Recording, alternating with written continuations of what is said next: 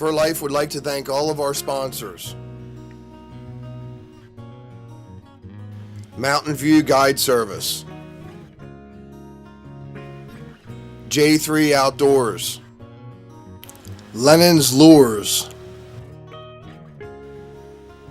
Wolf Creek Products,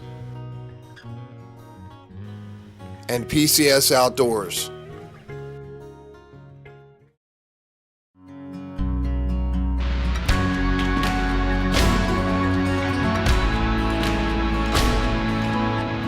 The Hague Spring Clip by J3 Outdoors. Simple, fast, efficient.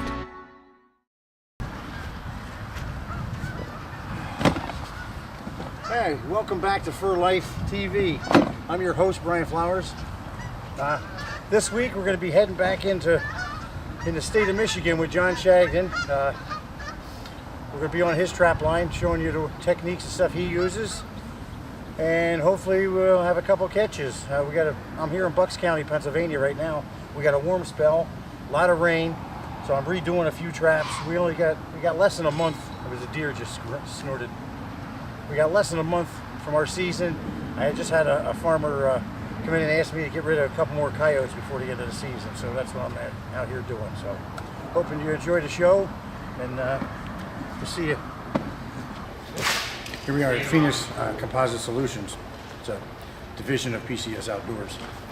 We're going to take you up in a plane where we've been trapping the past couple of days. We're going to show you the area and give you a bird's eye view of the area and show you where you're trapping. And it's always a great idea to see where you're at, and you can see where different funnels where the critters are going to be moving. So we're getting ready to go off there and open up the hangar and take a ride. So we'll get back.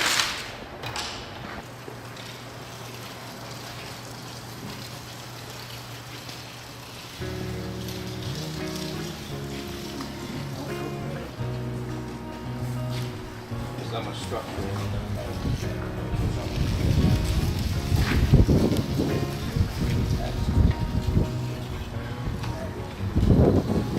All right, Mike? Yep.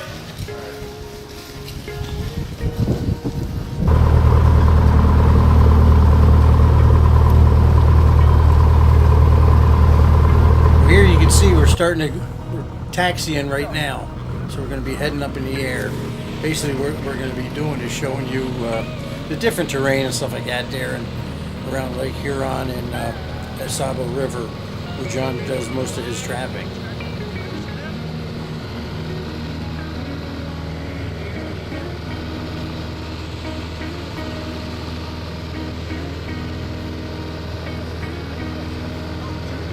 Here now we are in the water. You can see the terrain. I mean, it's heavy forest with lots and lots of water. Basically in Pennsylvania and stuff like that, where you see other places where we trap, there's a lot of farmland, and there's really not a lot of farmland around here. But there is a lot of water.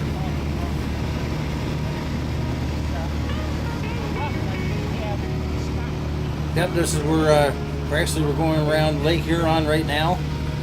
It's one of the areas that John traps a lot. He's taking us through. The Sabo River is nearby. It's another one of the big bodies of water around that area. Everything was iced over. I mean, it was brutal cold. So, I mean, there's not too much open water anymore now. This was late December. Well, there we are. We're getting ready to land. It was a great trip. Like I said, it just shows you different areas, and you can actually see different pinch points and stuff like that where the animals would be funneled in. I mean, they're just like us. They're going to take the easiest route. You know, you can see the different trails and stuff like that. So it was just it was a fun time, and you can learn a lot by getting a chance to go up in the air like that.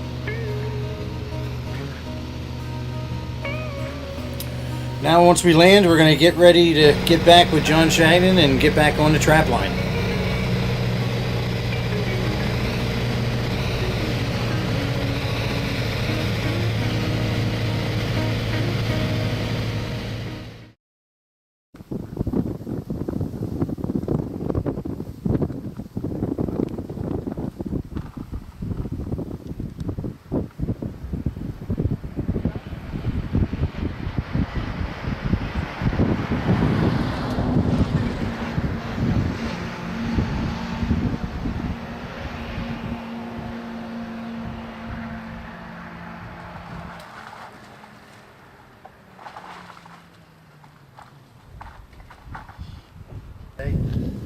We got a beaver over there yesterday, and one over in the back there. I can see the air bubbles here, so I know we.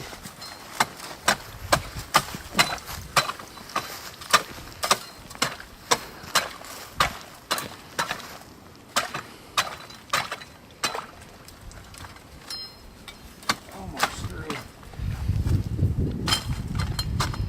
Hope he's an otter.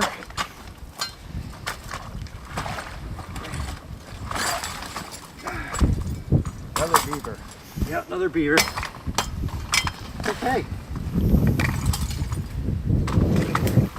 can't believe how much ice we got just overnight. It's cold. It is cold. Well, you're not going to reset this one, John? Nope. Okay. Nope. That's pretty much. There's maybe one more beaver in here.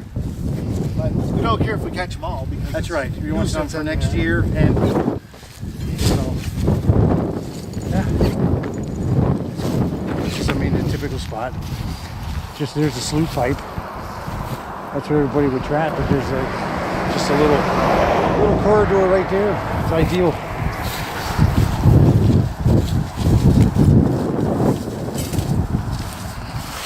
One more trap back here.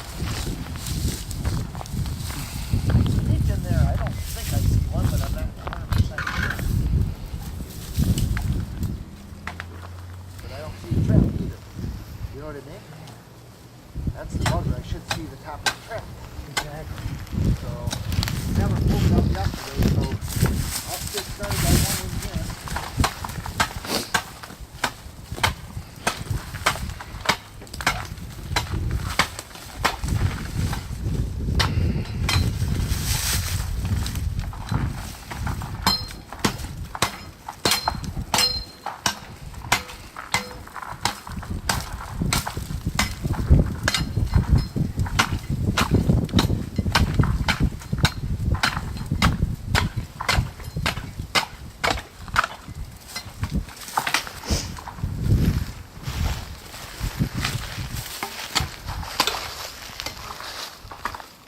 Oh, it's still there.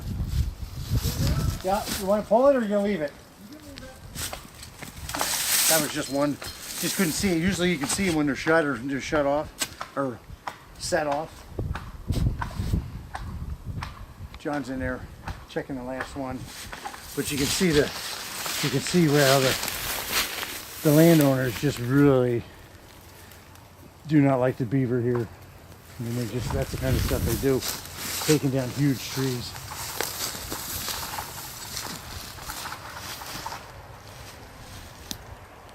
Good day. Cold. But this is one of the spots we just came back off the airplane that we showed you.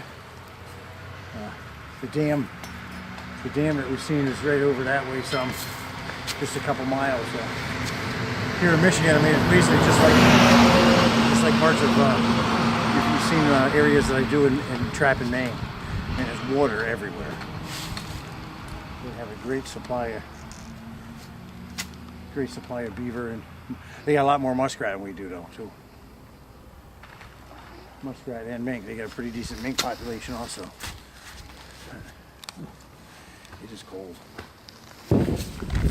Not the biggest beaver in the world, but his fur is fur.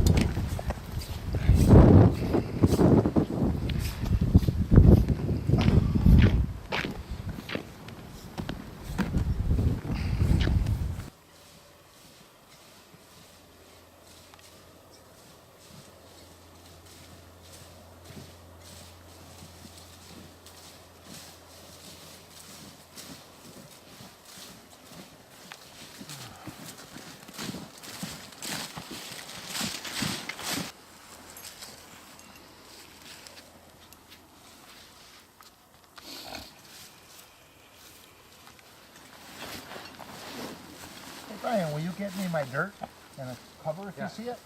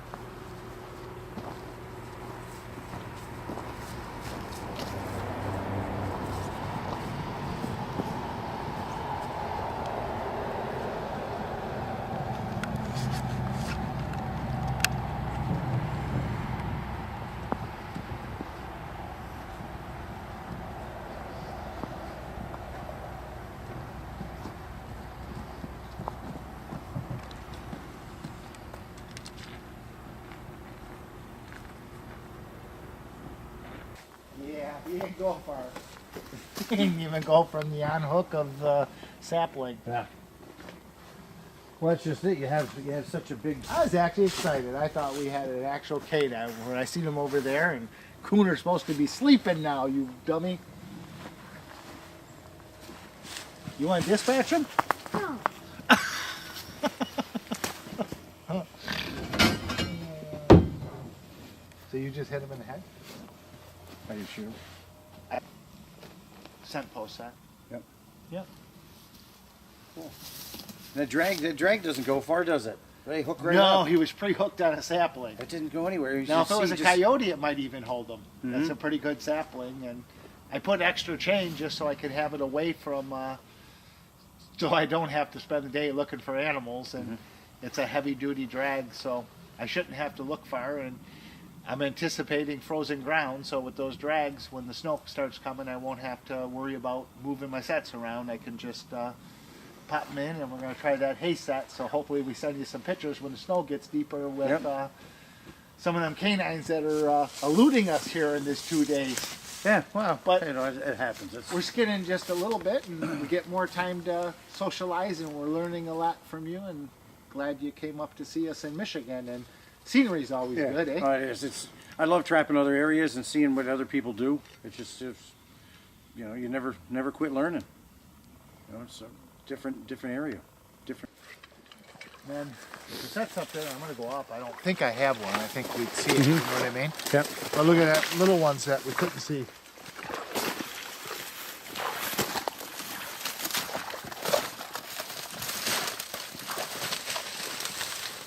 And even if somebody trapped them out of here, which they might have, they could check it out all winter long on the main river when they travel. They didn't trap all the beaver in the river. Well, that's the thing. I mean, you're not going to catch beaver in here every day. Nope. We got one. You do got one. Actually, Tobin picked this spot. And we got a nice guy here. That's awesome. Hey, Tobin, See, that's why. guess what You know? you got? I can't. You got the elusive one. Well, Yeah, it's just an ideal spot. This channel right here, you can feel it's a solid bottom. Oh, So it's a travel. Stabilized in there was half the battle. Yep. Yeah, and that's why I was worried about that. I didn't have it stabilized good, but we're using a DR stabilizer, and I'm going to show a couple features that are really cool about it compared to the other H stands. And any of the H stands are great to use, even though this wasn't deep water, which are great for deep water channels. If I get a foot of snow, I don't need to put orange flagging or anything else on this, which I could get my trap stolen, but I'm going to be able to find this. And if we get that much snow, well, I don't need to be walking down here because it's going to be over my head. So I doubt that. I haven't seen it. Perfect channel. It's hard for him to get it, you know, to Oh, avoid you had the setters. Yeah. I looked for them. Yeah.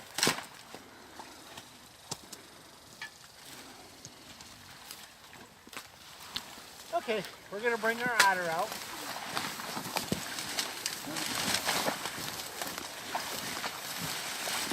What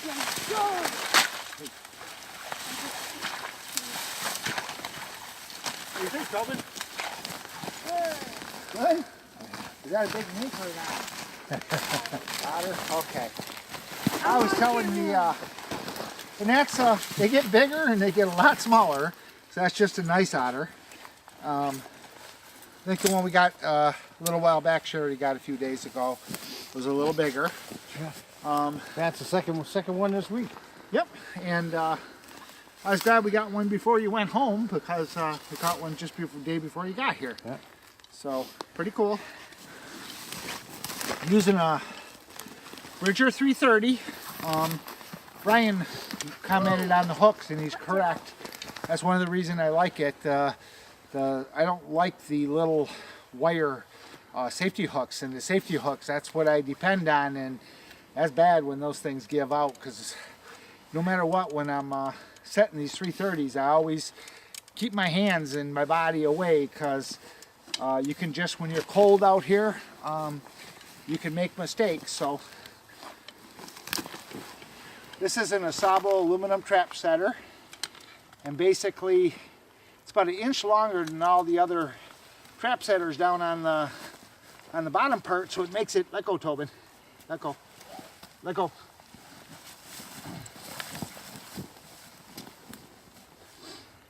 Sometimes I'm gonna take it off the stabilizer,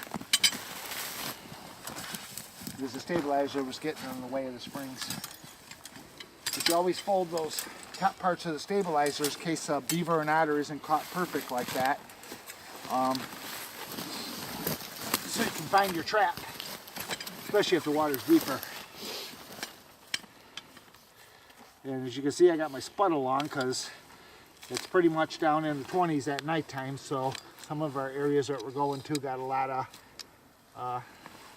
so that easily set that 330, and obviously when that didn't do it easily, I knew I had some friction, so I got it off. Otter can be a patient game. It looks like this year, a week trapping and I'll be pulling 330s because I'm allowed 2 in this zone, so my wife's got one and I got one, so the next otter I get, I'll be pulling out.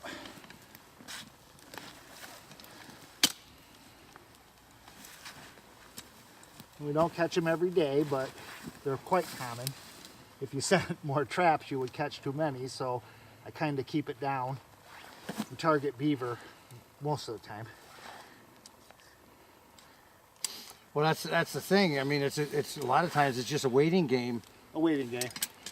In fact, we made that comment because we had 2 sets in here that I was showing them that I was glad we got it in this set because you could see the river there, and this is a strategic location. That's a channel that no matter what, the otter's curiosity is going to make him, when he's swimming that big river fishing, he's going to check this out in a matter of time. And he did. I will always set, I'll try to set as close as I can to where I'm going to carry the 330, but I'm going to set it back here because when I go in there, it's like Viet Cong. But if you can just envision the thickest cattails, and the water's about this deep, so basically, even if it freezes, the otter's still going to swim in that channel. So that's why I chose this location. There was probably ones I could catch one quicker if I got them in one night, because it was way up the trail there, but I had to walk this far down to find the proper depth and to make sure I was going to catch them instead of having them avoid the obstructions. John, what's your laws with the 330s? Do they have to be totally underwater? You know, I've always, my personal preference is to put them totally underwater because it's going to reduce the incidentals, and I don't take 330s out usually till it's freezing, and if you have them above the water, they're going to freeze. So in Michigan, it just makes good sense for the trapper to set them totally under the water, and then I find the avoidance is zero when I go under the water. In fact, this is a new body grip that I never even dyed or waxed, where if I had traps like 110s, which I will set for mink above the water, but even the 110s, I'm better off setting them on a bottom edge set than I am up in a trail. And too many times trappers think because they see the trails up on the banks, that's where they should be setting. And the effective and the thing that keeps your sets moving is setting these traps under the water, and it's the ethical thing to do because I've never caught an eagle or a hawk, or I get very few incidentals, and that's one of the reasons they're targeted sets. Different areas, different laws. That's why I'm asking now. Oh yeah. There is a law that you do have to It's good tag. that they got a quota on them too, because that'd be great for Tobin to get his first otter, and he's got his first fox, and he's slaughtering the coon up here because when I walked down a couple days ago, he set the coon traps, and every one of those ones is getting us a coon. So he's a coon catching machine. My nickname was Cooney when I was in school, so hopefully they don't pick that up. They might start calling him Cooney. He talks a little too much sometimes too, but he won't do it when the camera's rolling. He talks our ear off when we're in the truck though. But I get those hooks in place, and it's great that he comes along, even though he ain't gonna be setting those 330s now, but he's heard this spill 10 times. Every time I set it, how I keep my hands away, my body, and it's no joke. I was up in the UP and I walked, I was excited the first time I was in otter and beaver country, and I was in my early 20s, and I walked miles up to find some beaver and otter, and I found a couple series of dams, and it was frozen like this, and basically much colder and a lot more snow, and my hand got caught in a 330, and it's not nice. And I believe I used a belt to get it out that time, but it's not fun. So try to be careful when you're handling these things. Same thing setting the big 5s for beavers in the water, the footholds. I will always pull the trap and come up on the banks, and I see guys trying to set the traps in the water.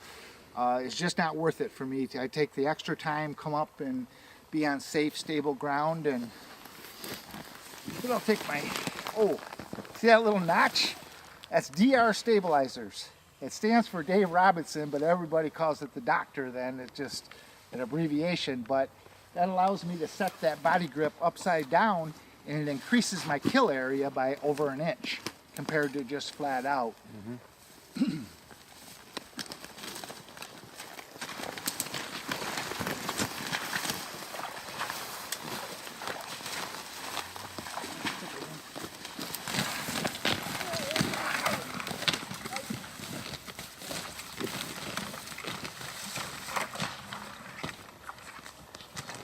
Record.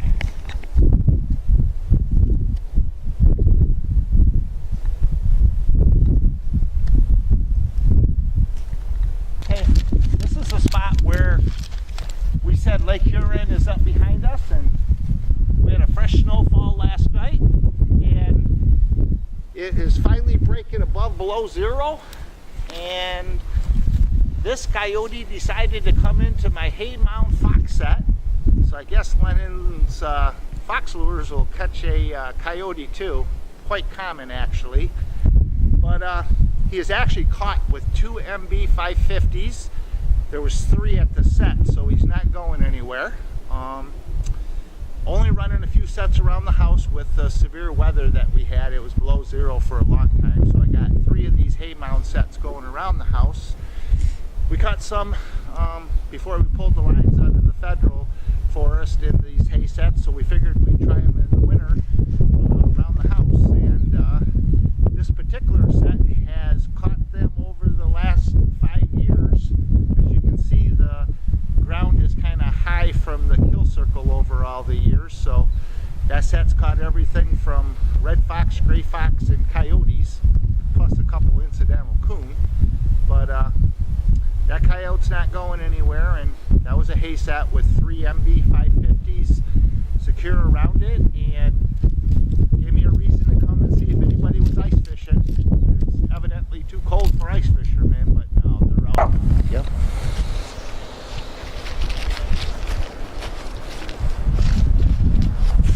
Hey, coyote. I'm out today with Sean Pruitt. He works in our shipping department. John Shagnon and Sean Pruitt, PCS Outdoors, Lennon Lures. And we got a nice vocal coyote. Okay, we got a 550 straight jawed MB 550. Nice November red.